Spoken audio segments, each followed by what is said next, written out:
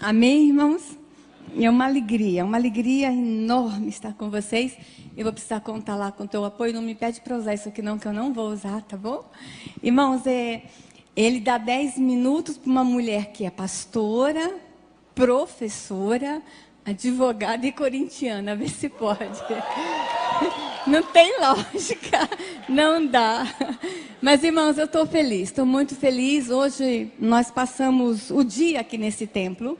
Nós reunimos aqui hoje pastores de todo o estado e deputados federais de alguns lugares do Brasil, deputados estaduais. Nós tivemos uma discussão forte aqui hoje sobre o que está acontecendo com essa nação. E nós chegamos no final a uma conclusão que alguma coisa de muito especial está acontecendo com esse estado. E eu não sei o que é, e eu não sei o que está acontecendo, mas eu sei que Deus tem um propósito muito grande para esse estado. Há promessas de Deus para esse estado, vocês sabem disso. Eu não preciso nem tocar nesse assunto. Quanta gente já passou por aqui e já disse isso. Deus tem promessas especiais, especialmente para essa cidade. E eu não sei porque eu estou nessa igreja hoje. O pastor disse que o encontro foi muito antecipado. Eu creio, eu não sei porque eu estou, mas que isso já estava marcado lá na eternidade, esse encontro nosso hoje. Amém? Tá?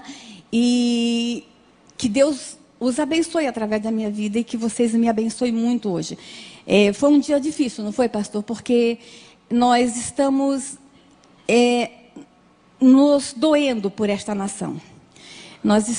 Hoje nós sentimos o peso nos nossos ombros do que está acontecendo com essa nação. E às vezes é difícil até falar, irmãos. É difícil falar. Então, eu não vou pregar. Sou pastora. Fui ordenada pastora muito cedo, quando havia uma necessidade muito grande no interior do Nordeste do Brasil, de missionários. Eu estava lá, minha igreja ordena pastoras. E eu estava lá, fui ordenada muito cedo.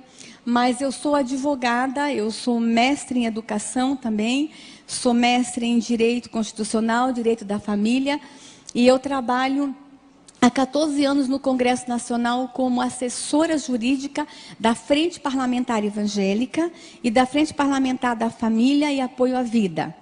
Nós hoje temos 78 deputados federais evangélicos e 3 senadores, estamos indo para o 4º senador agora nos próximos dias.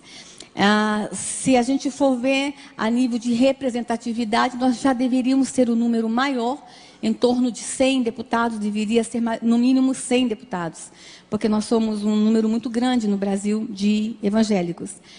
Mas esses parlamentares estão ali fazendo a diferença, e estão fazendo um trabalho grande, e eu tenho que testificar isso e tenho que falar sobre isso.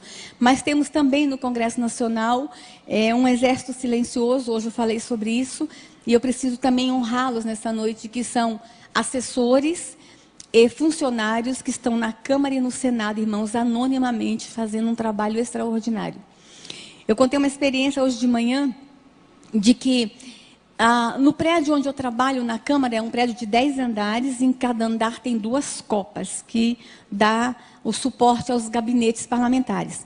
Em cada copa, em cada andar, todos os dias, meio-dia, funciona uma célula e um grupo de oração. Irmãos, nós temos culto dos funcionários da Câmara e do Senado todos os dias ao meio-dia. E quando a gente não tem um salão ou um plenário para nos reunir, a gente se reúne debaixo de árvores. Às quarta-feiras de manhã são os deputados que se reúnem em culto. E é muito lindo porque um toca acordeon, outro toca violão, outro canta. E eles mesmos fazem um culto entre eles, servem a Santa Ceia. E nós também temos vigília, 1, 2 vezes por mês lá na Câmara. Irmãos, e se não fosse isso, ai dessa nação. Eu contei hoje, vou repetir também, que há alguns anos atrás, uns 2, 3 anos atrás, eu estava passando uma sexta-feira num dos plenários das comissões e encontrei uma irmã chinelinho de fogo, aquelas irmãzinhas do poder, né? E ela estava assim nos plenários, sozinha, irmãos, ela entrando, limpando as cadeiras e orando. Eu fui lá, irmã, o que a senhora está fazendo aqui? Ela disse, doutora, eu estou sabendo que quarta-feira que vem vai ter uma votação aqui contra a igreja, contra a vida, contra a família, uma votação muito pesada. Eu estou fazendo o meu papel hoje. Então, irmãos, nós temos no Congresso Nacional assessores desde lá da Copa, da faxina, dos entregadores, ao mais alto cargos, os consultores legislativos, os doutores, os sábios, na Câmara e no Senado. Nós temos um grupo de pessoas ali sustentando esta nação. E eu não posso sair daqui sem fazer essa homenagem a eles e dizer, e eu sou um soldado desse exército silencioso, e dizer a vocês que estejam orando por nós. O nosso trabalho lá é técnico, o nosso enfrentamento é técnico, é no papel, é na lei. Então estejam nos ajudando, nos sustentando em oração. E que Deus nos abençoe. Eu queria que vocês lessem comigo Provérbios 31, versículo 8.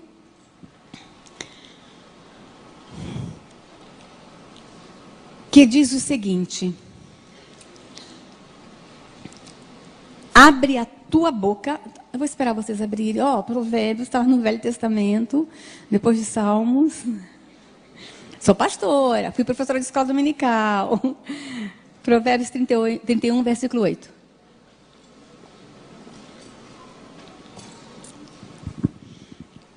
Abre a tua boca a favor do mudo, pelo direito de todos os que se acham em desolação. Há algumas outras versões que dizem: abre a tua boca em favor do necessitado. Abre a tua boca em favor dos que necessitam, dos que precisam. Amém? E esse versículo nos motiva. E motiva a gente fazer o trabalho que nós estamos fazendo em todo o Brasil. E eu queria falar, irmãos, que nós estamos vivendo um momento diferente na igreja evangélica brasileira. Deus está chamando a igreja evangélica brasileira para um novo momento, para um novo instante. E grandes desafios nos esperam. E talvez eu vou estar falando hoje para alguém que talvez está aqui já há alguns anos na igreja e fala assim: ai Deus, eu queria alguma coisa diferente. Eu estou cansada de estar sentado às vezes demais no banco e eu queria um desafio. E eu vim aqui falar para você que realmente a igreja evangélica brasileira passa por grandes desafios.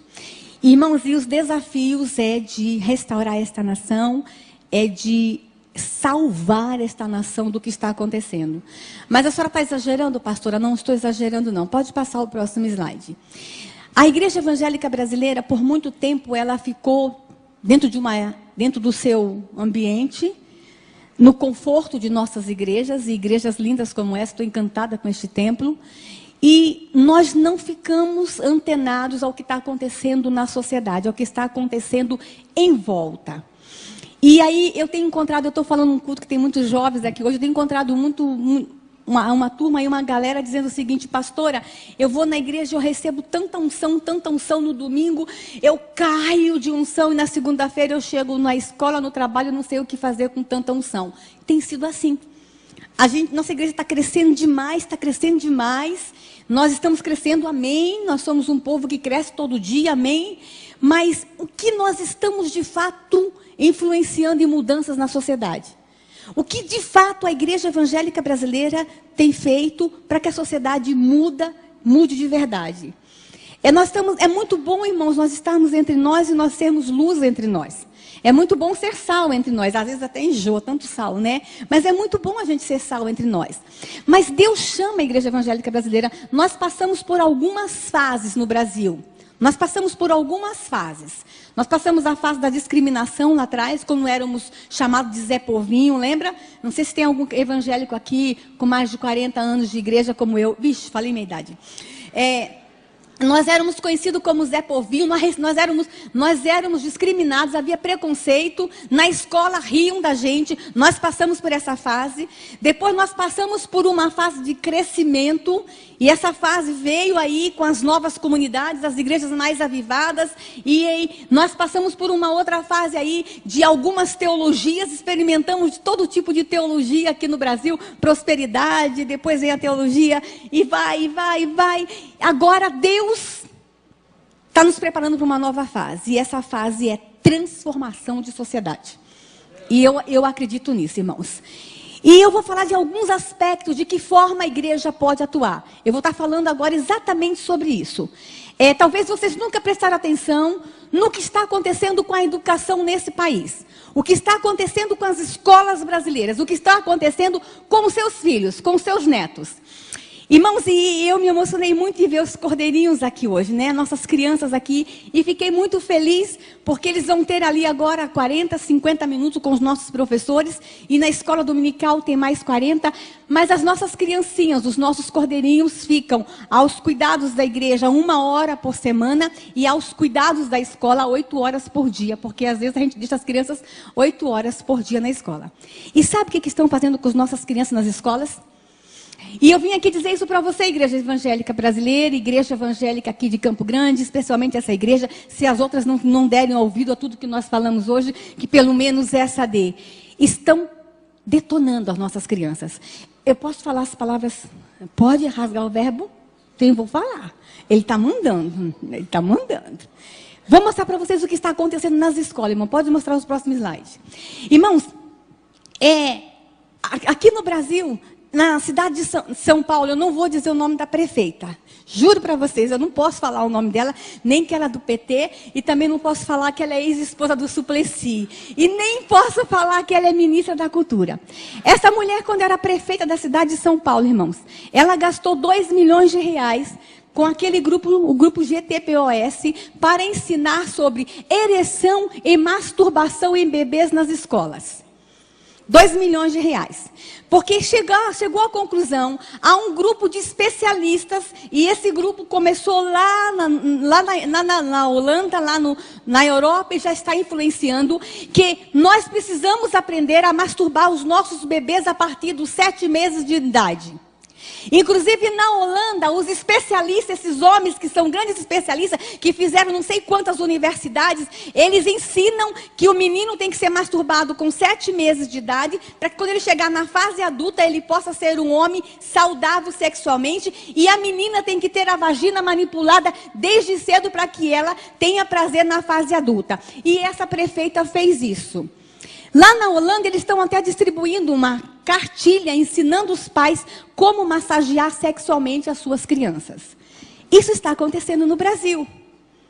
Isso aconteceu em 2004, mas ficou lá na prefeitura de São Paulo, não. Irmãos, eu até hoje falei aqui, eu quero desafiar vocês, pais. Qual foi a última vez que vocês abriram a mochila da escola dos seus filhos? Qual foi a última vez que você leu e você conferiu o livro didático que seu filho está lendo e estudando na escola? A gente não tem tempo. A gente não tem tempo, porque nós estamos muito ocupados. E essa questão, irmãos, da modernidade, da pós-modernidade, nós vamos ter que estar nos revendo algumas coisas. A igreja e os crentes estão deixando a educação dos seus filhos por conta do Estado. E agora é lei, foi promulgada agora há poucos dias, que vai ser obrigatório a criança ir para a escola a partir dos 5, 4 anos de idade. Nós estamos enfiando os nossos filhos na escola cada vez mais cedo. E o que me assusta é que tem muito crente querendo tempo integral. Não quer só a partir dos 4 anos, não. A criança tem que ficar o dia inteiro. Dá trabalho criar filho, então vamos jogar os filhos nas escolas. Igreja evangélica, Deus está nos chamando para a gente fazer uma revisão de valores. Para fazer uma revisão de conceitos. Deixa eu mostrar o que está acontecendo com as escolas. Pode passar o próximo slide. Nós temos autoridades no Brasil, irmãos, especialistas que estão ocupando lugares estratégicos e lugares chaves, pessoas que estão escrevendo as políticas públicas dessa nação, pessoas que estão decidindo o futuro de nossas crianças, que dizem coisas como essa: uma educação diferenciada poderá fazer desabrochar em todo menino o seu lado feminino e em toda menina o seu lado masculino. São conceitos como esse que está permeando a educação brasileira. E a igreja evangélica está deixando essas coisas acontecer. Pode passar. Eu quero mostrar para vocês, irmãos, cartilhas. Tem menores de 12 anos aqui? Eu quero mostrar para vocês, irmãos, cartilhas que foram entregues em escolas públicas no Brasil para crianças a partir de 10 anos, porque quinta série, a idade são 10 anos. Essa cartilha, inclusive assinada por um grande cartunista, o Miguel Paiva, a cartilha se chama De Homem para Homem. Deixa eu falar para vocês para quem foi feita essa cartilha. Essa cartilha foi feita pelo Ministério da Saúde. Eu não vou dizer quanto eles gastaram para vocês não ficarem com raiva. Foi feita um número muito grande de cartilha para entregar para homens impotentes no Brasil.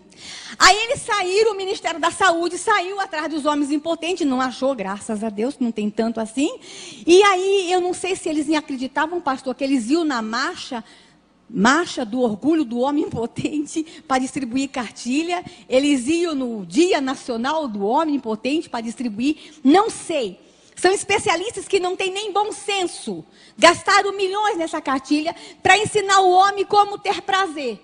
Para ensinar o homem como ter uma relação sexual. Aí eles não acharam os homens impotentes e mandaram para as escolas públicas brasileiras. A palavra mais light que tem nessa cartilha é gozar e tesão. Imagine. E crianças de 10 anos no Brasil tiveram acesso a essa cartilha. Pode passar. Olha os desenhos. Especialmente essa cartilha que eu escaneei, porque depois nós tomamos uma iniciativa.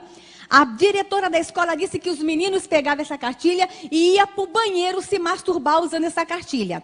Então você, pai, proíbe seu filho ver livro pornográfico. A gente orienta como igreja que não se pode ter acesso à pornografia. Aí vem o governo brasileiro com verba pública do seu bolso e faz um material desse e distribui em escolas públicas brasileiras. E o que a gente faz? Nada. Sabe por quê? Nós estamos ocupados. A igreja está muito ocupada. Nós estamos ocupados em ganhar dinheiro. Nós estamos ocupados com as nossas profissões. E não estamos antenados com o que está acontecendo. Mas Deus está dizendo para a Igreja Evangélica Brasileira, abre o olho.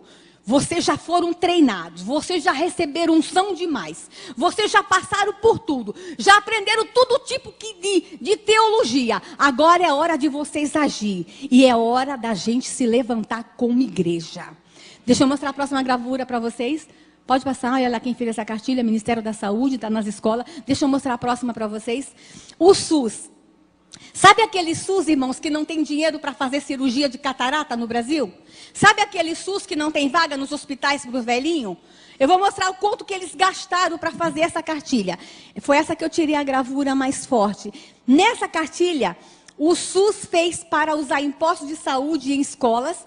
O SUS fez para ensinar sobre drogas e doença sexualmente transmissível. E essa, irmãos, era uma cartilha grande que a professora colocava em cima da mesa. Não sei se tem algum professor que teve acesso a ela. Era em forma de espiral. E a metodologia, porque esse material vem com metodologia, era: senta as crianças no chão, a partir de 10 anos, mostre a gravura e leia o que está atrás. E a tia ia mostrando. Na hora de falar sobre drogas, mostra a gravura. Mostra sobre direitos, pode passar a próxima gravura. Na hora de falar sobre droga, a tia dizia o seguinte: ao usar o crack, passe protetor labial nos seus lábios, para os seus lábios não ressecar. Então, está achando que é pouco? A tia dizia o seguinte, porque o ministro da Saúde mandava falar e o ministro da Educação mandava falar: se você usar cocaína, não use canudo de papel, porque tem muita bactéria, use canudo de plástico. Na hora do êxtase, a parte do êxtase, estava escrito o seguinte na cartilha: ao comprar êxtase, cuidado com o fornecedor para você não comprar gato por lebre por gato. Olha o absurdo. Inclusive mandando a criança conhecer o traficante. Aí os deputados evangélicos que estão lá na Câmara tentando fazer uma diferença, barulhentos, que estão sendo chamados de homofóbicos, que estão sendo chamados de radicais e de fundamentalistas e que estão sendo perseguidos, foram perguntar para o ministro da Saúde: mas ministro, vocês fazem uma cartilha dizendo como ensinar? Sabe qual foi a resposta dos especialistas? Dos que estão mandando na nação, porque nós deixamos, porque a igreja evangélica se acomodou. Eles disseram o seguinte: mas as crianças já estão usando, então nós temos que ensinar a usar de uma forma melhor para que não contraia outros tipos de doença.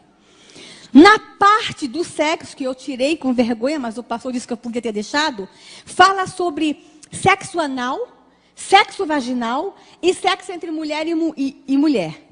A parte do sexo anal, irmãos, eu mostrei aqui hoje, eram 2 homens transando. A figura é ridícula, não era, pastor? 2 homens transando. Irmãos, e eu vou contar a experiência que eu tive como mãe. Eu tenho uma filha de 10 anos, ela está com 14, ela tinha 10 quando teve acesso a essa cartilha. A minha filha é indígena, eu tenho uma filha adotiva indígena. E nós estávamos tentando falar para ela sobre a homossexualidade de uma forma muito madura, porque a cultura dela não tem a homossexualidade.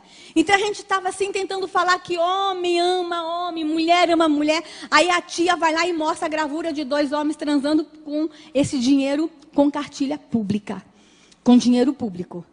Irmãos, e na parte da relação sexual de mulher com mulher, a figura mostra bem, o pastor viu hoje, mostra que a tia tem que explicar para a criança de 10 anos que o objeto de prazer da lésbica é a língua e que é bom que a lésbica use camisinha na língua. E a minha filha de 10 anos teve que aprender isso.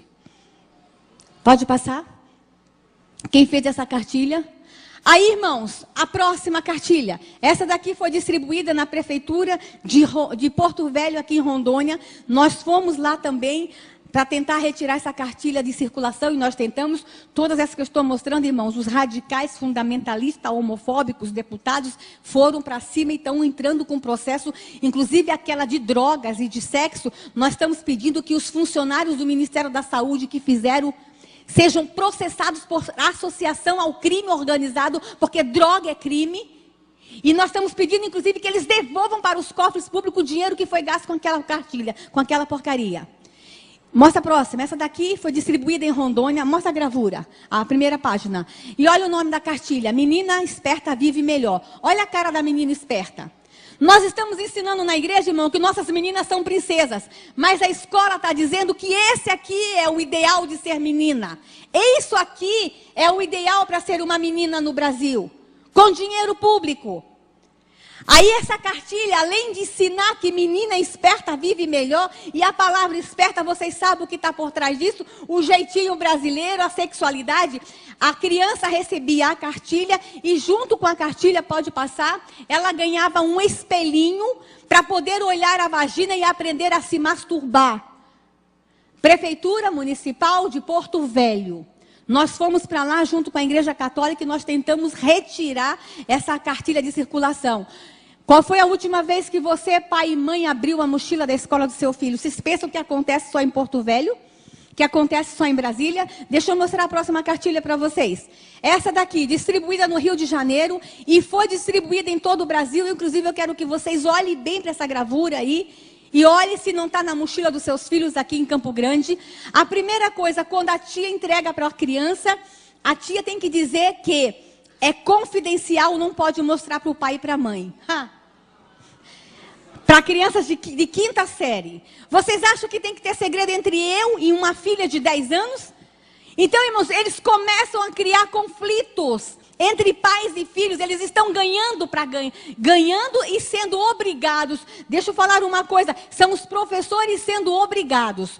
Talvez eu esteja falando para professores aqui que recebem esse material e não sabem o que fazer porque vem de uma forma impositiva do MEC. Deixa eu falar uma coisa, isso não é impositivo, isso é apenas sugestivo. O professor tem autonomia em sala de aula. Se eu estou falando com o professor cristão aqui, deixa eu dizer uma coisa, na tua sala de aula quem manda é você. Você não é obrigado a usar esse material. Você pode ser criativo e falar dessas coisas sem usar esse material ridículo que o MEC está mandando.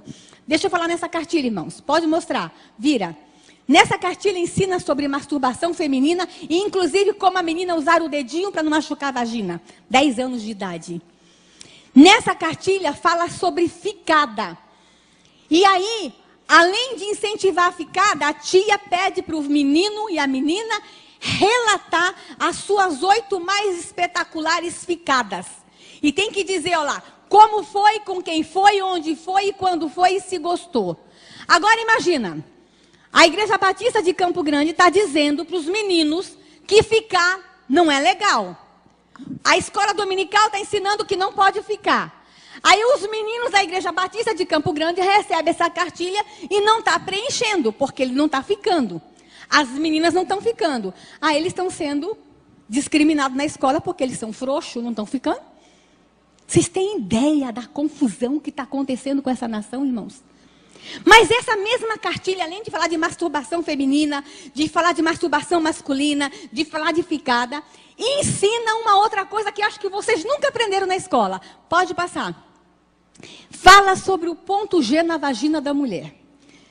Diz que tem um lugar na vagina da mulher que é chamado ponto G, que a mulher sente mais prazer. Isso tem que ser dito para criança de 10 anos no Brasil, irmãos. E eu vou dizer uma coisa para vocês, como é que essa cartilha chegou lá na Câmara dos Deputados para nós. Esse é o meu trabalho como assessora jurídica, receber as denúncias e trabalhar em cima delas e motivar os parlamentares a fazerem alguma coisa.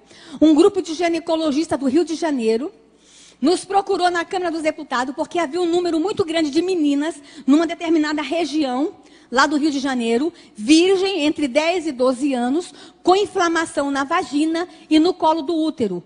E elas foram tentar descobrir o que estava acontecendo, descobriram que as meninas estavam com inflamação na vagina, porque estavam introduzindo o dedo na vagina para procurar o tal do ponto G que o ministro da Educação falou que existe. Pode passar? Olha quem fez essa cartilha. Sabem quanto custou essa cartilha? Não vou dizer não, para vocês não ficarem com raiva. Pode passar. Essa máquina de camisinha nas escolas, irmãos, já está sendo experiência em algumas escolas em Santa Catarina, em mais 2 estados, e logo, logo ela vai estar disponível em todas as escolas do Brasil.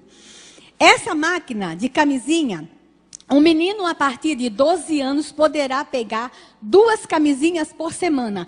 Porque os especialistas disseram, fizeram uma pesquisa, eu não sei aonde, acho que eles foram em Harvard estudar, que a criança brasileira com 12 anos tem 2 relações sexuais por semana. Portanto, tem direito a 2, 4, 8 camisinhas por mês. 2 relações sexuais por semana. Pode passar? Eu quero mostrar para vocês agora, irmão, eu tenho que falar muito rápido, porque tem tanta coisa para mostrar. Essa gravura aqui, não sei se vocês já viram essa gravura. Se chama O Fazendeiro Solitário. Ela estava numa prova de criança de história, de português, na cidade de Curitiba. A criança tinha que ver essa gravura e fazer uma redação. Dá uma olhadinha na gravura, irmãos. Não ri, não. Não ri, não, porque isso é sério. Que dá vontade de rir, dá, mas que é sério, é sério. Olha o tamanho do órgão sexual do fazendeiro solitário. E olha como é que estão as galinhas. Apologia ao sexo com animais. Vocês acham que um professor tem que mostrar isso para a criança e mandar a criança escrever uma redação de que há sexo com animais e que é normal o sexo com animais? Aí vocês falam assim, mas pastora, a senhora está exagerando. Não estou, não. Está chegando denúncia lá na Câmara e no Senado que há muito hotel fazenda aqui no Brasil que é de fachada. É hotel para turista ir transar com animais no Brasil. Está tudo bem nessa nação, irmãos? Não. Ou a gente abre os olhos com o que está acontecendo com essa pátria, ou a gente vai estar entregando os pontos. As coisas estão ficando feias. E eu lamento muito que eu tenha que vir aqui mostrar essas imagens, mas talvez esse seja o único mecanismo que eu tenha, é chocar, é falar, é gritar, é dizer, igreja, vamos sair do conforto das nossas 4 paredes e vamos começar a reagir, porque estão detonando as nossas crianças. Estão detonando com esta nação. Deixa eu mostrar a próxima gravura, pode mostrar? Esse livro, irmãos, quando eu escaneei, ele estava em inglês, mas ele já está em português, para crianças de 2 e 3 anos. Um conto de fada. O príncipe e o príncipe. O príncipe encantado não procura mais uma princesa. Olha só o que ele procura. Pode mostrar? Ele está procurando um outro príncipe encantado. E eles se encontram e vivem felizes para sempre. Crianças de 2 e 3 anos de idade. Mostra a próxima gravura. Livros, leitura obrigatória na 5ª e 6ª série. Menino ama menino. Leiam esse livro, irmãos. Posso mostrar a próxima gravura aí? Esse livro, Menino Brinca de Boneca. Essa é a orientação do MEC, essa leitura obrigatória. Deixa eu falar uma coisa, irmãos. Eu estou com um caso em Brasília de uma professora que nos procurou na Câmara porque ela não tem mais onde procurar. Foi lá procurar os deputados evangélicos, os fundamentalistas, né? Porque estão nos chamando de radicais. Ela está com um menino de 3 anos na escola que está chupando o pipi do coleguinha. Aí ela foi procurar orientação na direção e na coordenação. Sabe o que a direção da escola disse? Você não pode fazer nada, porque isso é demonstração homoafetiva. Se você fizer alguma coisa, você é homofóbica. Ah, irmãos, eu sou educadora. Eu sou mãe. Para um menino de 3 anos está chupando o pipi do coleguinha, ou porque alguém chupou dele, ou porque ele já viu. Isso é abuso. Mas olha o que os nossos orientadores educacionais estão fazendo com nossas crianças no Brasil. Estão detonando.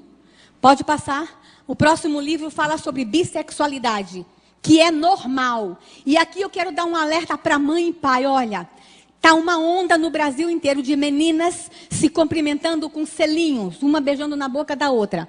E infelizmente eu já tenho visto isso dentro da igreja.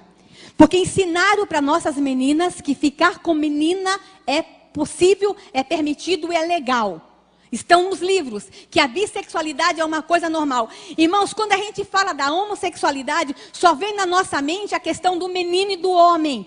Mas quem está sendo mais alcançado com essas políticas públicas que estão nas nossas escolas são as meninas.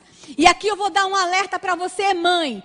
Olha, mãe, sabe essa coisa de você deixar sua filhinha dormir na casa da coleguinha? Para você ficar um pouquinho livre de vez em quando? Abre o olho, mãe, as meninas estão se tocando. Isso é muito sério, porque isso é abuso. E vocês não têm ideia do mal que isso faz lá na frente, depois. Pode passar. Esse livro, irmão, esse livro é terrível. Para crianças de 2 e 3 anos. A mãe compra o livro, tem um bonequinho, que é um menino, e a bonequinha, que é a menina, pode passar. E tem um buraquinho, a mãe coloca o dedo no bonequinho e fecha o livro para o dedo dela entrar no buraquinho da bonequinha. Para ensinar para a criança de 2 anos como é que é uma relação sexual. Pode passar. Olha lá. Olha os livros, irmãos, com desenhos infantil, como transar. A matéria é como transar. E olha a linguagem, irmãos. Vocês devem estar chateados porque eu estou usando uma linguagem muito, muito porca aqui em cima. Mas é a linguagem do livro lá, como transar. É a linguagem dos educadores do Brasil, como transar. Pode passar. Irmãos, deixa eu só mostrar uma coisa para vocês. Eles estão falando para as crianças em nossa escola que existe o Kama Sutra. Já ouviram falar do Kama Sutra, né? Aquele livro milenar que ensina poses de relação sexual. Eles estão falando do Kama Sutra. Mas se eu quiser falar desse livro milenar nas escolas, eu não posso, sabe por quê? Porque o Estado é laico, né, pastor? Não posso falar de Bíblia, porque escola não é lugar de religião, mas na escola é lugar de falar de Kama Sutra. O que estão fazendo com nossas crianças? Pode passar. Olha lá. Secretaria Nacional de Direitos Humanos. Se você tiver dúvida, procure a Secretaria Nacional de Direitos Humanos. Vocês agora entenderam o que está acontecendo com o pastor Marcos Feliciano? Vocês estão entendendo porque que não querem um pastor na Comissão de Direitos Humanos? Porque nós somos contra isso e nós somos contra mesmo. E deixa eu falar uma coisa, irmão, não é só a igreja evangélica que é contra, não. Na hora que eu dou essa palestra para pais católicos, eles ficam também revoltados como vocês estão agora. Porque esses valores não são valores só da igreja evangélica, não. É valor de família. É valor de todos nós, é patrimônio de família. E aí, eles não querem que nós ocupemos os lugares certos na hora certa, porque eles estão detonando com nossas crianças. Pode passar? Deixa eu mostrar uma coisa para vocês, irmãos. A coisa no Brasil, eu trouxe uma gravura aqui, a coisa no Brasil, ela está tão solta, e é tão normal, e é tão natural erotizar nossas crianças no Brasil, que eu vou mostrar para vocês a capa de um disco. Pode passar. Essa aqui foi a capa do disco que a Xuxa fez. Olha esse desenho, irmãos. Vocês acham que a Xuxa precisava desse desenho para vender CD? Isso para mim é erotização e apologia à pedofilia. O que está acontecendo com essa nação, irmãos? Vocês pensam que está tudo bem com esta nação? Pode passar a próxima slide. Esse comercial, irmãos, passou na Europa e está chegando no Brasil. É um bebezinho no berçário. E na hora que o bebezinho nasce, quando recebe a pulseirinha, ao invés de receber a pulseirinha com o nome, já recebe o símbolo de homossexual, porque eles querem dizer que as crianças já nascem homossexual. E aqui vou dizer uma coisa para vocês, igreja, ó, não há uma prova científica que existe o gene gay. Não há uma prova científica que o gay nasça gay. Se tivesse, eles já tinham jogar isso na nossa cara. Não existe. A homossexualidade, ela é aprendida a partir do nascimento. Lá na infância, lá no berço. Tá? A forma como se lida com a criança. Mas ninguém nasce gay. Pode passar, deixa eu mostrar para vocês. Irmãos, com relação ao aborto. Eu falei sobre a erotização de criança. Mas o que está acontecendo nessa nação com relação ao aborto? Pode passar o próximo slide rapidinho. Deixa eu mostrar para vocês. Todos vocês sabem que os números, 50 milhões de crianças no mundo são abortados. Fala que no Brasil, 1 milhão de crianças são abortadas por ano no Brasil. E aí eles querem aprovar o aborto no Brasil. E sabe por que os ministros da saúde, dos 3 últimos, disseram que querem aprovar o aborto no Brasil? Porque eles dizem, irmãos, que no Brasil milhões de mulheres morrem por causa do aborto. Cadê os milhões de túmulos? Quantas mulheres vocês enterraram porque morreram por causa do aborto? Quantas mulheres os pastores aqui já enterraram, fizeram o culto fúnebre, ou foram lá dar uma bênção porque morreu por causa do aborto? Mentira! Não existe milhões de mulheres morrendo por causa do aborto no Brasil. Eles manipulam dados, eles manipulam estatística, eles manipulam informações para impor na sociedade brasileira uma cultura de morte. E a gente tem que começar a ficar atento, irmãos. As feministas começaram a dizer aí que nós temos que aprovar o aborto porque é uma questão de saúde pública. É mentira. Não existe tanta morte de mulher no Brasil por causa do aborto, não. Eles estão manipulando informações porque eles querem aprovar o aborto no Brasil. Pode passar. O ministro José Temporão, em 2008, quando ele assumiu o ministério, um médico sanitarista, quando esse homem assumiu o ministério, irmãos, eu fiquei feliz porque ele disse, opa, agora vem um sanitarista que entende de saúde pública, ele vai acabar com a malária e a febre amarela, vai resolver o problema da dengue no Brasil. Ele chamou a imprensa. A primeira entrevista que ele deu para a imprensa, que na gestão dele como ministro, ele iria aprovar o aborto, porque aborto é caso de saúde pública. Irmãos, ele confundiu feto com mosquito. Saúde pública é malária, saúde pública é dengue, saúde pública é febre amarela, mas ele disse que não, que a prioridade na gestão dele era o aborto, a aprovação do aborto. E deixa eu dizer uma coisa, irmãos, naquele ano, nós tivemos o maior número de ocorrência de dengue no Rio de Janeiro, maior número de malária na Amazônia, e a febre amarela que estava erradicada no Centro-Oeste voltou. Deixa eu dizer uma coisa, irmãos, é um sinal do céu. Não afronte o poderoso. Eu quero falar como pastor agora. Não afronte o todo-poderoso. Matar bebês no ventre da mãe, matar bebês em plena fase de desenvolvimento, é covardia, é assassinato, além de ser pecado. Pode passar? Veja só, irmãos. O ministro José Temporão disse que queria aprovar o aborto porque é caso de saúde pública. E a nossa atual ministra da Secretaria de Saúde, da Secretaria Nacional de Política para as Mulheres, diz que já fez aborto, diz que foi treinada para fazer aborto, ela foi fazer um curso. A nossa ministra foi fazer um curso de como fazer aborto. E diz ainda que quer aprovar o aborto no Brasil. É isso que está rolando na política brasileira. É isso que está rolando no governo brasileiro. Pode passar. Irmãos, e hoje, o que está acontecendo hoje?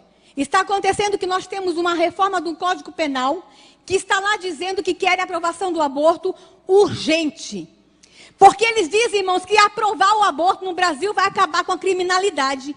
Você sabia que tem um governador do Rio de Janeiro disse que tem que aprovar o aborto porque aí ia parar de nascer bandido nas favelas, como se filho de pobre nascesse bandido? Olha os argumentos mais absurdos que se usam para aprovar o aborto no Brasil. Pode passar? A vida nesse ser aí, irmãos. A Bíblia me fala que eu era uma substância ainda informe e o Senhor já havia me chamado. Pode passar?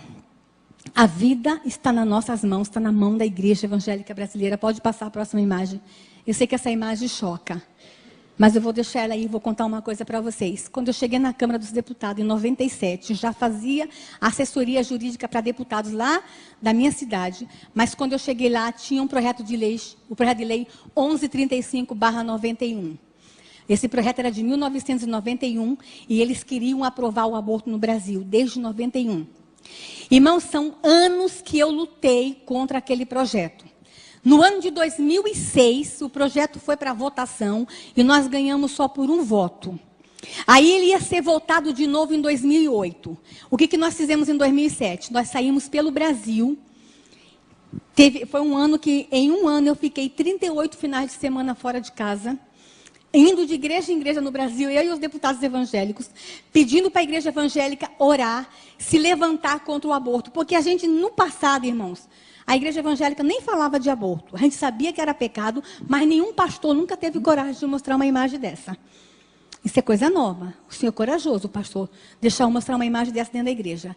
Irmãos, em 2007, a igreja evangélica começou a clamar. Em 2008, o projeto foi colocado em pauta. E eu preciso contar para vocês um milagre. No dia da votação, irmãos, tinha 37 deputados no plenário. E ele ia ser votado numa comissão. E o ministro Temporão, que entrou em 2007, final de 2007, para começo de 2008, queria aprovar. Os ministros queriam aprovar. O próprio governo Lula queria aprovar o aborto. E aí, o que acontece? Ia ser votado. Nós fomos contar o voto. Quais os deputados eram contra o aborto? Nós só tínhamos 12, dos 37, nós só tínhamos 12 deputados contra o aborto. O resto tudo era a favor. A votação começou 15 para as 9, 8 e meia, 15 para as 9. Mas eu preciso contar uma coisa antes. A igreja evangélica estava orando, amém? Mas na noite antes da votação, a votação foi no dia 14 de maio de 2008, está em ata, vocês podem buscar lá na ata da Câmara, está em notas taquigráficas. Na noite anterior, os deputados evangélicos resolveram fazer uma vigília. E a gente ora no 10º andar da Câmara, que tem um espaço muito grande, e nós fomos fazer uma vigília. Lá por volta de 3 horas da manhã, 2h30, a vigília foi começando a ficar fraca, os deputados cansados, eu estava muito cansada, porque eu tinha que escrever ainda pelo menos mais 4 pareceres sobre o aborto, todo mundo esgotado. Daqui a pouco, irmãos, para na porta da Câmara dos Deputados um ônibus, cheio de irmãzinhas chinelinho do fogo, aquelas irmãzinhas lá de Sobradinho, lá de longe, que souberam da luta e que estavam orando. E essas irmãs pediram licença por segurança da Câmara e disseram que não pudessem mandar orar. E elas entraram, irmãos, pisando firme na Câmara e dizendo o seguinte: a Bíblia me diz que aonde o meu pé pisar, este lugar me será dado por herança. Elas foram marchando.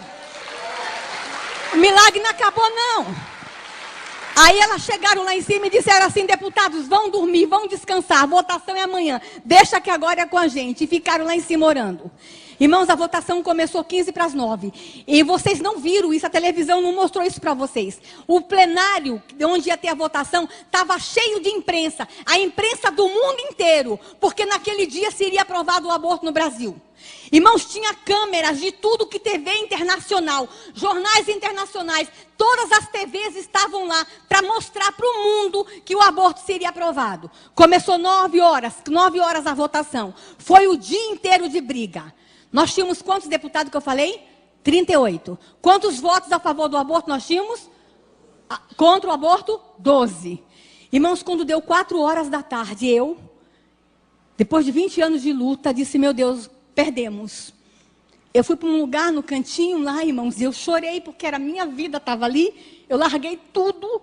Eu tinha uma carreira jurídica brilhante, eu ganhava dinheiro, eu tinha uma carreira jurídica brilhante e fui para o Congresso Nacional para fazer um enfrentamento contra o aborto. E ali eu vi toda uma vida minha rasgada, todo um trabalho jogado fora, porque nós só tínhamos 12 votos, eles eram maioria.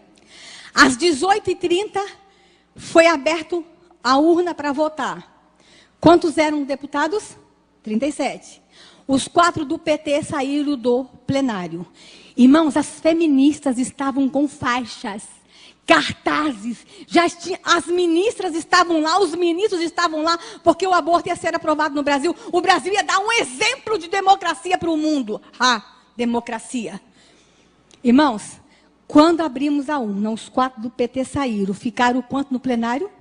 37 menos 4, quanto que deu? Quantos votos eu tinha? Mas tinha um grupo de mulheres lá em cima orando. Quando a gente abriu a urna, nós ganhamos de 33-0. Irmãos, a partir daquele dia, Deus renovou as nossas forças na Câmara dos Deputados. Irmãos, vocês não têm ideia o que foi os deputados evangélicos pulando, os deputados católicos contra o aborto. Eles se abraçavam, eles oravam o Pai Nosso, eles gritavam, eles choravam. A televisão mostrou isso para vocês? A Rede Globo mostrou isso para vocês? Mas se o aborto tivesse aprovado, eles tinham mostrado. Mas naquele dia, irmãos, nós estávamos desanimados. 2008, tanto escândalo contra deputado evangélico, tanta confusão no Brasil, nós estávamos desanimados. Mas naquele dia Deus renovou a nossa força, porque Deus nos disse que não são os deputados que vão mudar essa nação, que não é o governo que vai mudar essa nação, que não é a política, que é a igreja evangélica quando clama, é a igreja evangélica quando se levanta. E é por isso que eu estou aqui, irmãos. Porque esses especialistas em educação podem querer se levantar contra nossas crianças, mas nós vamos nos levantar e vamos dizer: nas nossas crianças vocês não tocam. Pode passar. A Igreja em Defesa da Família pode passar. Irmãos, nós estamos ter cuidado com o que estão fazendo com a igreja. Eu falei das crianças, falei do aborto, agora eu quero falar o que estão fazendo com a nossa fé. E que talvez vocês não estejam nem percebendo o que estão fazendo com a nossa fé. Estão zombando dos cristãos no Brasil. Pode passar. Em Natal, irmãos, um rapaz, um artista plástico, ele ganhou dinheiro público para fazer uma obra de arte. E a obra de arte dele foi fazer uma caixa de vidro. Ele ficou dentro da caixa de vidro, gastou muito dinheiro público com isso. Tirou a roupa, ficou pelado na frente do público, ficou de costa, ficou de quatro e tirou de dentro do ânus um terço da Igreja Católica. Aí você fala assim, o que eu tenho a ver com isso? O terço da Igreja Católica? Quem foi católico aqui sabe que no final de todo o terço tem uma cruz. Ele tirou de dentro do ânus, foi a cruz. Irmãos, quando eu soube disso, eu fiquei tão revoltada. É como se aquele artista plástico com dinheiro público dissesse, olha o que eu faço com o símbolo da tua fé. Olha o que eu faço com o símbolo da tua redenção. Olha o que eu faço com o teu Jesus. Olha onde eu enfio a tua cruz. Não, irmãos. Será que ele faria isso lá num país muçulmano com o Alcorão? Não faria. Mas nós estamos deixando zombarem da nossa fé. Irmãos, não com a minha cruz, não com o meu Jesus, não zombem deste povo, não zombem da nossa fé. E a igreja evangélica vai ter que dizer isso, nos respeite. Nós não somos um Zé Povinho, nós não somos um povo qualquer, nós somos uma geração eleita, nós somos o povo de Deus. É isso que nós temos que fazer. Pode passar. Artistas da Rede Globo fizeram uma peça, irmãos. Essa peça, um vestido de padre e outro de seminarista. O cara que estava vestido de padre lia Cantares de Salomão. E o que estava vestido de seminarista em público se masturbava enquanto ele lia a palavra de Deus. Não com a minha Bíblia. Não zombem, não blasfemem, não escarneiem a minha Bíblia. Pode passar. A pornografia, pode passar. Irmãos, nós descobrimos que querem aprovar a legalização do aborto no Brasil. Desculpa, a legalização da prostituição no Brasil. Ainda não é profissão, mas eles querem que seja profissão. O deputado Jean William quer que seja profissão. Lá no Código Penal, no que está no Senado, querem que seja profissão. O Fernando Gabeira tentou. Aquele lá do Meu Paz e Amor, sabe? Tentou, mas não conseguiu em 2013. Agora voltaram com essa história. Mas no Brasil não é profissão, mas é ocupação. Aí nós fomos para o site do Ministério do Trabalho, irmãos. Olha o que a gente encontrou lá, pode passar. Com dinheiro público. Eles colocaram no site do Ministério do Trabalho que no Brasil tem garotos e garotas de programa que são os profissionais de sexo. Só que eles usaram a seguinte linguagem. Garoto de programa, meretriz, messalina, michê, mulher da vida, puta, rapariga e quenga. Um site oficial. Um site do Ministério do Trabalho usa esse tipo de linguagem. Só que esse site não só falava que existia as putas e as quengas e as raparigas, mas ensinava também, pode me passar lá, as competências pessoais para ser uma prostituta. Se a menina quisesse aprender a ser prostituta, era só ir lá no site, porque a primeira coisa que ela tinha que aprender, ter capacidade gestual, capacidade de persuasão. Está aqui, ó, as competências para ser uma prostituta no Brasil. Mas esse site ensinava mais, pode passar. Ensinava como batalhar um programa. Olha o nome. Batalhar programa. Ensinava como que a prostituta tem que fazer para batalhar um programa. Dinheiro público. Site oficial. Está tudo bem com essa nação, irmãos? Não. Pode passar. A violência nas escolas é outra coisa que nos preocupa muito. Pode passar. Nós estamos muito preocupados com o que está acontecendo, irmãos, com a violência nas escolas. Aqui eu trago a foto de uma professora que foi barbaramente agredida por seus alunos. Aí eu pergunto assim, mas por que está acontecendo tanta violência nas escolas? Eles estão querendo o quê? Eles não querem que fale de Deus nas escolas. É para retirar a Bíblia das escolas. É para retirar os crucifixos dos lugares públicos. Eles estão querendo o quê? Eles estão expulsando o Deus da escola. Estão querendo que aconteça o quê nas escolas? Estão erotizando nossas crianças. Estão fazendo confusão com a cabeça de nossas crianças. O que vai virar? Violência. E com relação à erotização, irmãos, eu quero falar uma coisa para vocês. Lá no Código Penal, que está lá no Senado, que entrou em julho do ano passado, estão querendo mudar a idade da relação sexual da criança no Brasil. Eu não sei se vocês sabem, mas no Brasil é permitido o sexo só depois de 14 anos. Se alguém tiver sexo com uma criança com menos de 14 anos, mesmo que seja namorado, é crime. E é chamado de estupro de vulnerável. Isso é crime. Aí uns especialistas chegaram no Senado e disseram que tem que diminuir de 14 para 12 anos. Porque a menina brasileira quer sexo a partir dos 12 anos. Está escrito lá, diminuir para 12 anos. Só que eles querem legalizar a casa de prostituição. Então, se eles vão diminuir a idade de 14 para 12 e vão liberar que nas casas de prostituição tenham meninas e meninas com 12 anos fazendo sexo. E o que mais me deixa chateada é que estão querendo fazer isso antes da Copa e das Olimpíadas. Sabe por quê? Porque dá dinheiro. Sabe por quê? A prostituição infantil dá lucro. Sabe por quê? Estão querendo ganhar em cima do corpo de nossas crianças. E aqui eu quero dizer uma coisa para vocês, irmãos. Vocês sabem como é que eu cheguei em toda essa luta? Porque eu fiz da minha dor a minha luta. Eu sou sobrevivente da pedofilia. Eu sou vítima da pedofilia. Eu fui abusada, eu sou filha de pastor, eu sou neta de pastor, eu sou pastora. Eu fui abusada 2 vezes na infância, por 2 pastores diferentes. E a minha dor me levou a ter a minha luta. Eu fui fazer um trabalho de proteção às crianças. Só quem passou pelo calvário da pedofilia, como eu passei, é que sabe o que querem fazer com nossas crianças. Eu sei que eu estou falando nessa igreja para pessoas que foram abusadas e sabem o que eu senti, sabem o que eu vivi. Eu não sei se é melhor sobreviver à pedofilia ou morrer no ato. Eu não sei o que é melhor. Irmãos, o turismo sexual infantil no Brasil está crescendo tanto. E agora, com a aprovação dos parlamentares lá no Senado, eu vou contar uma coisa para vocês, irmãos. No Brasil, 1 em cada 3 meninas até os 18 anos é abusada sexualmente. E vou contar uma coisa para vocês. 1 em cada 4 meninas confessa. Mas eu tenho um outro número muito mais assustador.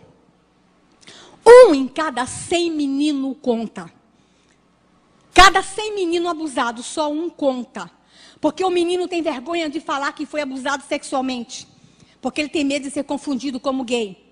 No Brasil, algumas brincadeiras infantis que não são brincadeiras, são abusos sexuais. Brincadeira de menino com menino no banheiro, um ficar medindo o tamanho do pinto do outro. Isso não é brincadeira, esse é abuso. E os professores dizem que isso é normal. Não é normal, não é abuso. E eu vou dizer uma coisa para vocês, irmãos. Os pedófilos do mundo inteiro querem vir ficar com nossas crianças.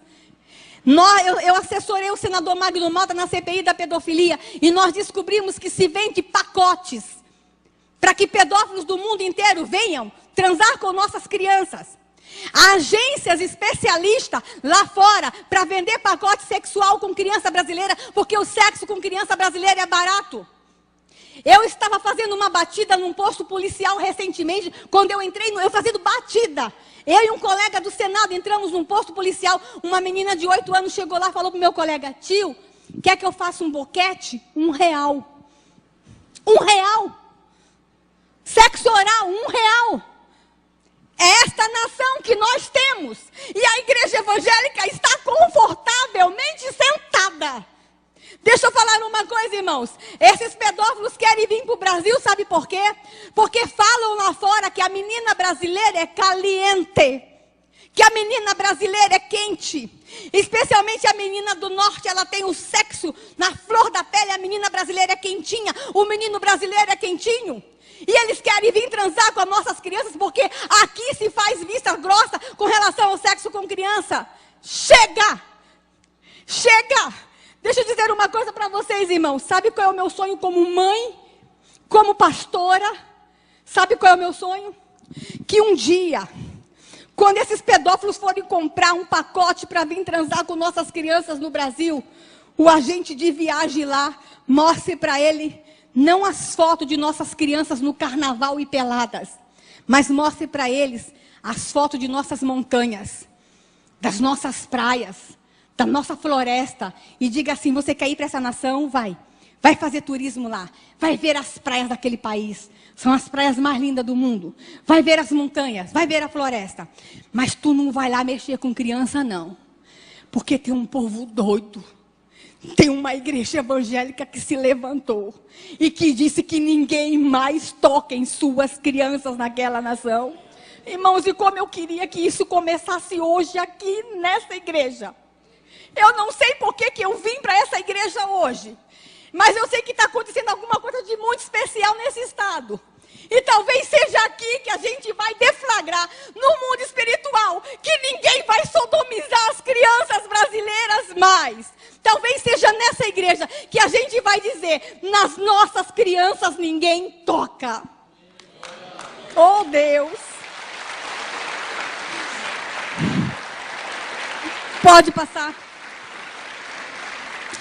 E aqui eu termino, irmãos, falando para vocês, eu estou falando de aborto, de educação, de pornografia, mas eu quero falar de um assunto muito especial, mais 5 minutos, estou acabando. Estou acabando, pastor, 5 minutos. Amém? Vocês vieram para a festa hoje? Amém? Não saí aqui com raiva. Irmãos, quando eu fui para o Congresso Nacional ajudar a escrever a legislação de defesa à criança, eu descobri uma criança que é excluída das excluídas, que são as crianças indígenas. E esse aqui eu tenho que falar sério, porque eu estou falando num estado que tem um número muito grande de crianças indígenas. E eu estou falando para uma igreja que convive com os povos indígenas. E eu quero falar para vocês que mais do que nunca nós precisamos amar os povos indígenas.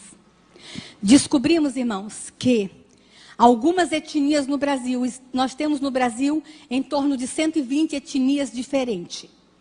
Entre as 120, nós descobrimos ainda que entre 30 e 40 matam os seus filhos. E quando nós descobrimos isso, irmãos, na verdade, 99, mas só tivemos prova disso em 2004. E a partir de 2006 nós começamos a fazer o enfrentamento. Quando nós descobrimos que lá no Xingu, quando nasce crianças gêmeas, os índios acham que a alma se dividiu entre o bem e o mal. Eles enterram as duas crianças vivas porque não sabem qual é a do bem e qual é a do mal. Na Amazônia, no Alto Purus, eles acham que o que nasce primeiro é do bem, o que nasce segundo é do mal, então eles só enterram o segundo. Nós descobrimos que algumas etnias no Brasil, a mãe solteira não pode criar o seu filho, então quando ela tem um parto, às vezes ela tem 12, 13 anos, ela tem que voltar para a aldeia sem o bebê, ela tem que matar o bebê, enterrar o bebê ou jogar na mata para que morra sozinho. Nós descobrimos que em algumas aldeias da Amazônia, o primeiro filho tem que ser homem. Se vier menina, a menina tem que ser sacrificada. Irmãos, não é na Europa, não. Não é na África, não. É aqui. Nós temos um estudo que ainda não é oficial, que por ano, 450 crianças indígenas no Brasil estão sendo enterradas vivas. Não temos registro do Mato Grosso do Sul. Amém. Não temos registro aqui. Temos registro de outro tipo de violência com criança indígena aqui, mas não do infanticídio. Irmãos, enquanto essa nação estiver enterrando criança viva, essa não é uma nação abençoada. Mas deixa eu falar para vocês uma coisa. Sabe aquele Congresso Nacional que todo mundo acha que só tem corrupção? Um grupo de parlamentares se levantou e disse: ninguém vai matar mais crianças nesse país. Nós vamos ajudar os seus índios, os nossos índios. Irmãos, e o índio não mata, não é porque ele odeia, não. Pelo contrário, eu não estou justificando o infanticídio. Ele mata porque é uma questão cultural, ele foi ensinado a matar. Imagine um índio com uma criança na cadeira de roda, como é que ele vai ter cadeira de roda na aldeia? E como é que ele vai viver com essa criança? Então eles preferem matar a criança quando nasce, do que ela sofreu ao longo da vida. Mas, irmãos, a igreja evangélica brasileira pode dizer para eles o seguinte: vocês não conseguem criar essa criança paralítica? A gente cria, dá para nós. A gente cuida. A gente quer ficar com ela. Então nós estamos conversando com o governo brasileiro para que o governo brasileiro cuide dessas crianças. É a obrigação, a nossa Constituição no artigo 5º fala que a vida é o bem maior a ser tutelado. Então se nós temos um Estado que tutela a vida, nenhuma criança indígena deve morrer porque nasce com alguma deformidade. E aí, irmãos, 450 crianças estão morrendo por ano neste país. E sabe como é que elas morrem? Sufocadas com folhas, enterradas vivas e algumas jogadas na mata para morrer. Mas a maior tristeza que nós descobrimos nessa luta foi que tem pais que estão se suicidando para não matar os seus filhos. Eles não querem matar os seus filhos. A partir de 2007, algumas etnias, alguns índios começaram a ir na Câmara dos Deputados e bater na porta. Que soube que os deputados evangélicos estavam querendo ajudar e as mães estão fugindo para Brasília para pedir socorro. Temos uma chácara hoje em Brasília com 37 crianças que nós salvamos.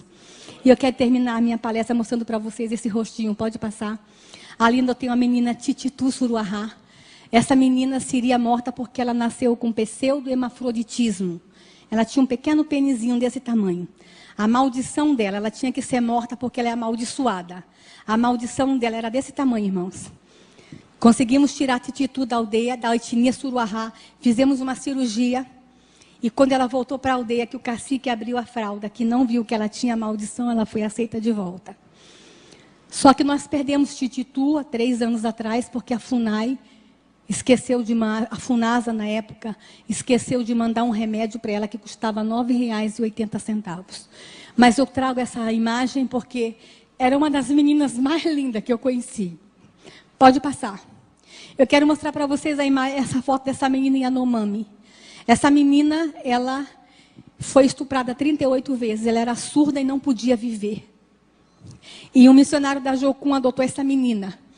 E aí, irmãos, é o dia do aniversário de 12 anos dessa menina. Ela não fala, mas ela se comunica com gesto. E no dia do aniversário dela, ela pediu que o aniversário dela fosse de princesa. Ela queria se vestir de princesa. E a gente vestiu a Bianca de princesa.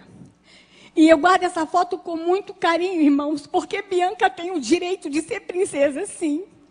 Não é porque ela nasceu na mata, que tem uma cor da pele diferente, e porque ela é muda, que ela não vai ser princesa, ela vai ser princesa sim, porque a igreja evangélica vai garantir a ela o direito de ser princesa. Pode passar. Aqui eu tenho um Harani Suruahá. Eu, quando dou palestra sobre infanticídio, eu falo sobre esse assunto no mundo todo, em universidades, mas essa foto eu não mostro, porque eu só mostro na igreja. Harani era filha de mãe solteira e a mãe tinha que matar ela. E a mãe dela jogou de trás de uma moita e voltou para a aldeia. E uma índia que já tinha ouvido falar do Evangelho Redentor do Senhor Jesus Cristo, soube que a criança estava jogada lá na mata, foi lá na base da Jocum avisar para os missionários da Jocum, pastor, do lugar da aldeia até a base da Jocum, a índia caminhou 20 horas, correndo.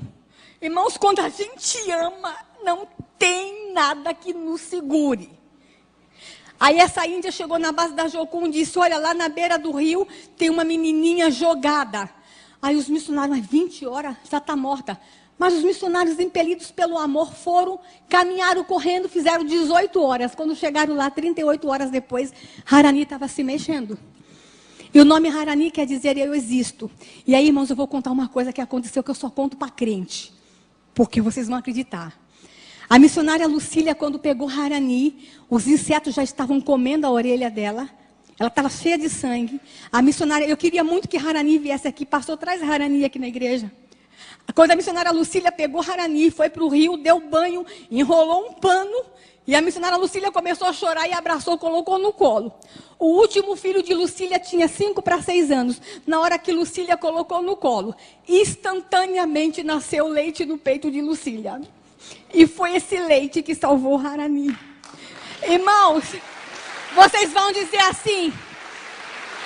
Talvez tenha alguns médicos aqui que vai dizer, mas isso é normal, pastora. Isso é normal, mãe que adota, às vezes nasce leite no peito. Deixa eu falar aqui, a ciência pode até explicar que nasce leite no peito de mãe que adota. Mas instantâneo, leite instantâneo, só quem faz é Jeová, aleluia.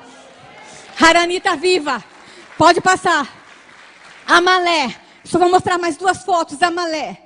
Amalé é do Xingu, irmãos. Ele tinha que ser morto porque é filho de mãe solteira. Irmãos, a mãe de Amalé tinha 16 anos quando teve ele. Foi um parto difícil, ela perdeu muito sangue. E ela cortou o cordão umbilical dele com uma pedra, ele perdeu muito sangue também. Como ela estava muito fraca, ela fez uma cova rasa. A história dele está na revista Isto É. Aí ela jogou Amalé na terra e cobriu Amalé com terra. Ele ficou sufocado, mas não morreu.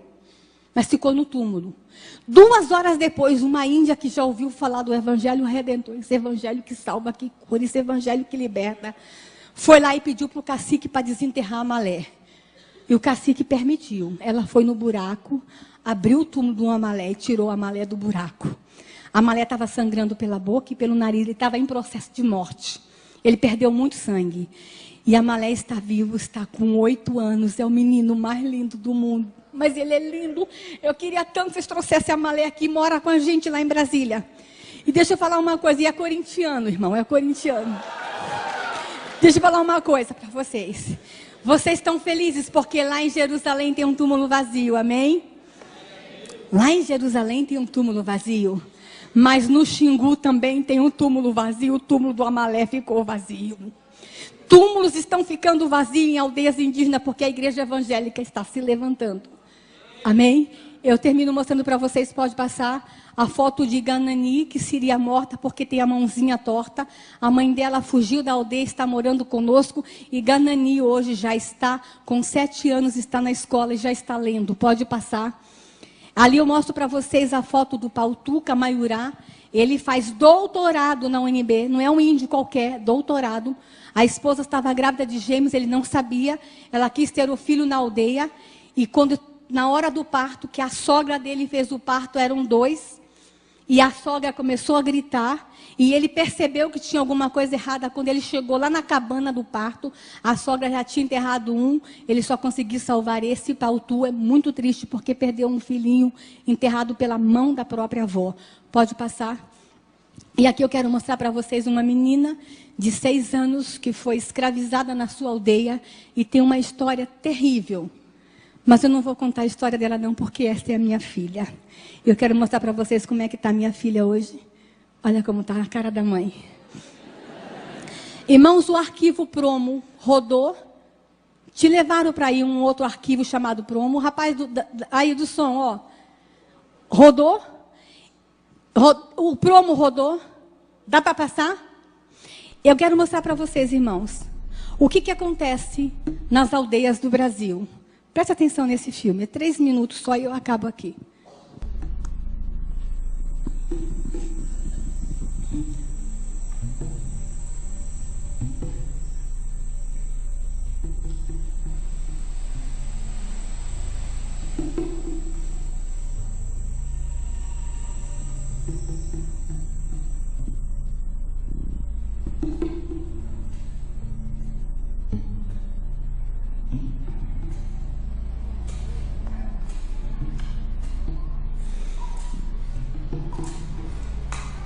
Duas crianças estavam condenadas à morte e o irmão mais velho teve que matar os 2 irmãos mais jovens.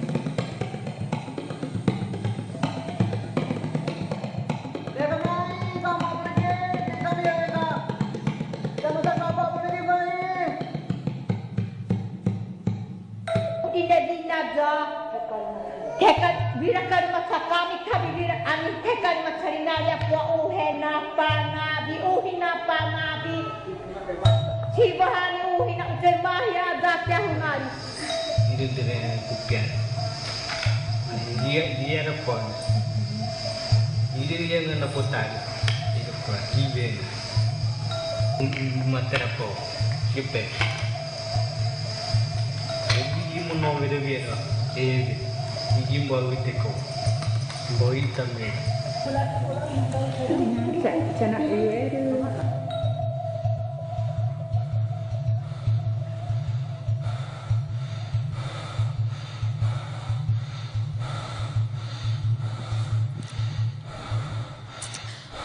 Hakani está viva, está com 16 anos, porque o irmãozinho dela tirou ela do túmulo, mas o outro irmão não sobreviveu. Essa história é uma encenação da vida de Hakani. Hakani mora hoje com os pais que são missionários. Muitos sobreviveram, mas outros não estão sobrevivendo. E a igreja evangélica precisa fazer alguma coisa. A igreja evangélica brasileira tem que se levantar em defesa das crianças indígenas nessa nação. E eu termino a minha palavra dizendo, irmãos, que querem destruir a mente de nossas crianças com aquelas cartilhas, querem matar nossas crianças do ventre materno através do aborto, estão detonando nossas crianças com a pedofilia e estão deixando que as crianças indígenas sejam mortas. Não está tudo bem com essa nação. A igreja evangélica tem que reconhecer isso. A igreja evangélica tem que reconhecer que nós precisamos fazer alguma coisa. Chega de destruição. Estamos vivendo a cultura da morte dessa nação.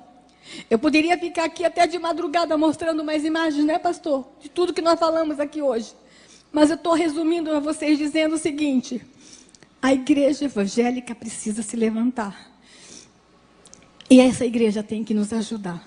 Essa igreja tem que nos ajudar. Eu fiquei sabendo ali há pouco instante, pastor, pela sua esposa, a sua história, a sua experiência, de que tu quase foi abortado. Você sabe como é que se cala um missionário, irmãos? É abortando ele. A aprovação do aborto no Brasil, no campo espiritual, tem uma explicação.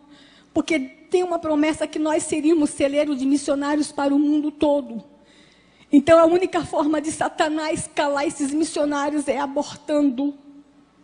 Porque quando nasce, vira pastor. Irmãos, que o Senhor Deus abra os olhos dessa igreja. Depois de algumas coisas que eu mostrei, eu tinha muito mais.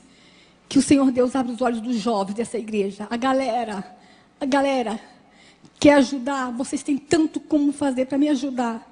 Vocês têm redes sociais, vocês têm celulares, vocês têm internet, vocês têm Facebook. Entra no Facebook. Quer ajudar a não aprovar o aborto? Tem um telefone 0800 619 619. Ligue na Câmara, fale que vocês não querem um aborto. Quer ajudar? Ligue na Câmara, fale que vocês não querem que criança indígena seja morta. Essa lei que ajuda os índios a não matar as crianças está desde 2007 na gaveta e não é aprovada. Porque diz que a gente não pode se meter, porque é cultura. E porque é cultura, o índio tem direito de matar. Mas a gente, como evangélico, acredita que não. A cultura não pode estar acima da vida. Que Deus abençoe vocês, irmãos. Que vocês voltem para casa e tentem dormir. Se não conseguirem dormir, orem. Para que Deus levante a igreja evangélica brasileira. Amém? Que Deus abençoe.